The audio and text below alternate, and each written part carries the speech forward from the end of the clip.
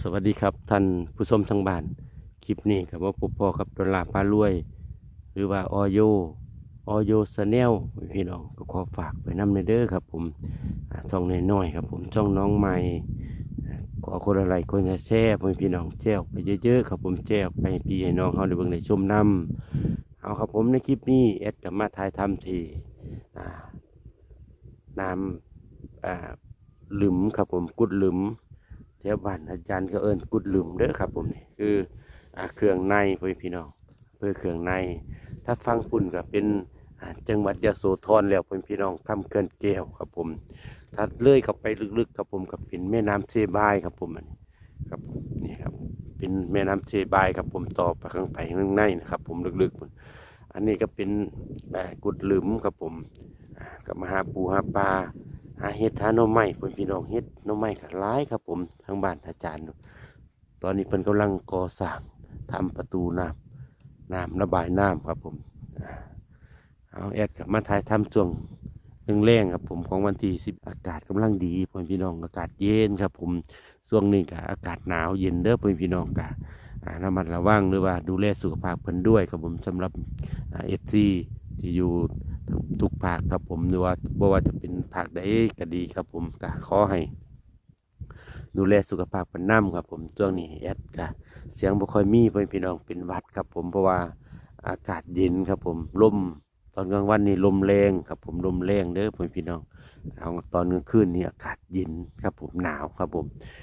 ตอนนี้อาจารย์มาถ่ายทำที่อำเภอเขืองในจังหวัดอุบลเพื่อนพี่น้อง อันนี้เป็นบ้านของอาจารย์เองครับผมที่อุดมสมบูรณ์พี่น้องถ้าท่านใดที่ขยันหรือว่าอ่าขยันหาโบสตายพี่น้องเพราะว่ามีหมดครับผมว่าจะเป็นปลา มีเห็ดหน่อไม้พี่น้องโบสตายพี่น้องท่านใดที่อ่า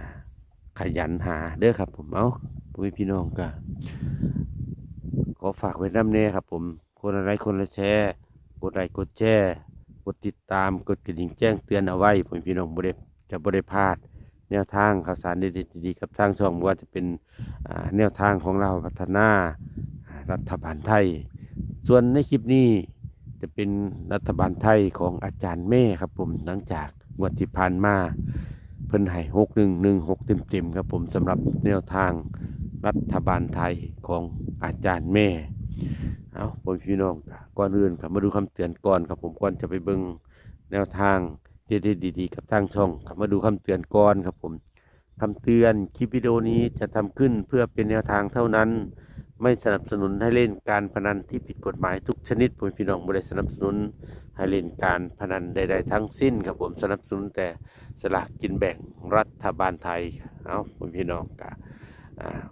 เบิ่งของเก่าก่อนของอาจารย์แม่ครับผม ของงวดที่ผ่านมารัฐบาลไทยอาจารย์เม่งวดของวันที่2 มกราคม 2569พี่น้องแอดเขียนผิดเป็น68ตามจริงนี่69แล้วครับผมปีใหม่แล้วครับเอาเพิ่นให้เม็ดเดียวแขนๆเลยงวดที่ผ่านมาของอาจารย์เม่ให้วิ่ง6เม็ดเดียวแขนๆเอาครับผมค่ะ จะเพอจะพลาดครับผมท่านใดที่เคยเป็นเอฟซีที่ติดตามอาจารย์เม่เพื่อนได้โชคได้ลาบกันเยอะครับผมเพื่อนได้ทักมาทั้งไลน์มาหาแอดบอกว่าโชคดีได้61661ของอาจารย์เม่แอดจะขึ้นเบอร์ไอดีไล่ให้ท่านได้ที่หาช่องถุงทองพารวยถุงทองแชนแนลบ่เจอเดียวแอดจะขึ้นไอดีไล่เพื่อนให้ท่านได้ที่อยากตามอาจารย์เจี๊ยบ แอดก็จะขึ้นเบอร์ไอดีไลน์ให้เด้อครับผมที่หน้าจอท่านใดอยากทักหาเพิ่นกะพิมพ์เข้าไปเลยครับผมเบอร์ไอดีไลน์เดี๋ยวแอดจะขึ้นที่หน้าจอให้ครับผมสำหรับแนวทางเพิ่นของอาจารย์เจี๊ยบนี่ส่องเพิ่นยังมีปัญหาอยู่พี่น้องยังปวดยังบ่ได้เด้อครับผมให้มาติดตามทางช่องดอนลาพารวยก่อนครับผมหรือว่าแอดจะขึ้นเบอร์ไอดีไลน์เพิ่นให้ ก็ทักเข้าไปหาเพิ่นได้เลยครับผมสำหรับอาจารย์เจี๊ยบหรือว่าช่องถุงทองพารวยช่องถุงทองชาแนลครับผมเอาในคลิปนี้เป็นของอาจารย์แม่ก่อนครับผมหลังจากแอดปล่อยคลิปของอาจารย์โยไปแล้วก่อนหน้านี้แล้วก็มาตามคลิปนี้เป็นของอาจารย์แม่ง งวดที่ผ่านมาของอาจารย์แม่เพิ่นให้วิ่ง6 เม็ดเดียวครับผมเพิ่นจับคู่ให้6116เต็มเต็มพ่อพี่น้องตัวแดงจึ้งครึ่งเลยครับผมเอาFCกันได้กันหลายแสนพ่อพี่น้องสำหรับแนวทางของอแม่รัฐบาลไทยงวดที่ผ่านมาครับผมล่างออก16 บนออก706พี่น้อง6 บน 6 ล่างเพื่อให้วิ่ง6 เม็ดเดียวมาทั้งบนและล่างเอาก็ซื้อว่าสุดยอดครับผมสำหรับอาจารย์เมย์ของงวดไม้ก็ได้มาแล้วครับผมมาเบิ่งกันของงวดไม้กันต่อครับผม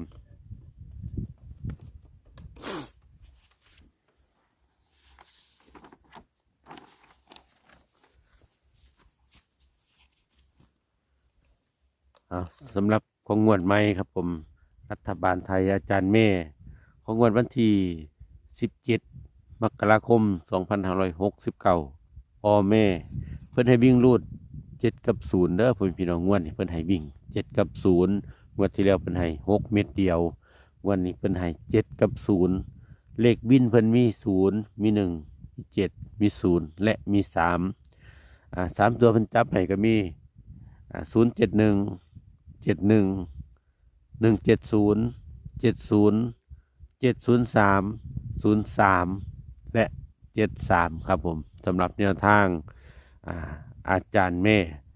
ส่วนตัวรองเพิ่นจะมีรองที่10 13 07 78และ08ตัวรองของอาจารย์แม่เอาครับผมสำหรับแนวทางอาจารย์แม่เห็นแล้วก็แคปหน้าจอไว้เอาไปพิจารณาเบิ่งชอบจังจัดคัดกระเลือนผ่านทุกสูตรทุกแนวทางทุกตัวเลขตัวเบอร์นี้มีสิทธิ์เข้ามีสิทธิ์หลุดได้ทั้งนั้นครับผมแอดเป็นสื่อกลางได้มากกันนำมาเสนอส่งต่อให้พี่น้องให้เอาไปเสี่ยงโชคเสี่ยงดวงซื้อสลากกินแบ่งรัฐบาลกันไว้ถ้าบ่ชอบบ่มักผ่านได้เด้อครับผมทุกสูตรทุกแนวทางเนี่ยมันเป็นเพียงตัวเลขหรือว่าเป็นการตัดสินใจเลือกสลากซื้อสลากกินแบ่งรัฐบาลเท่านั้นครับผมเอาสำหรับคลิปนี้ก็ต้องขออนุญาตออกก่อนครับผมแล้วก็ขอกราบขอบคุณขอบคุณแม่มากๆครับผมที่มีตาแนวทางมาให้กับทางช่องได้นำเสนอส่งต่อพ่อแม่พี่น้องก็ต้องขอกราบขอบคุณขอบคุณ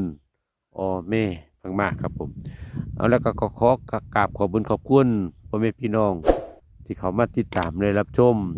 ขอให้กดไลค์กดแชร์กดกระดิ่งแจ้งเตือนหรือว่ากดซับสไครต์ให้กับทางช่องก็ต้องขอกราบขอบพระคุณมากๆครับผมเอาสุดท้ายนี้แอดก็ขออวยพรให้พ่อแม่พี่น้องมีแต่ความสุขความเจริญอย่าเจ็บอย่าจนร่ำรวยๆกันทุกท่านเด้อครับผมสำหรับปีใหม่2569นี้ขอให้เฮงร่ำรวยๆกันทุกท่านครับผมรวมทั้งแอดน้ำแอดก็อยากร่ำหนักด้วยเช่นกัน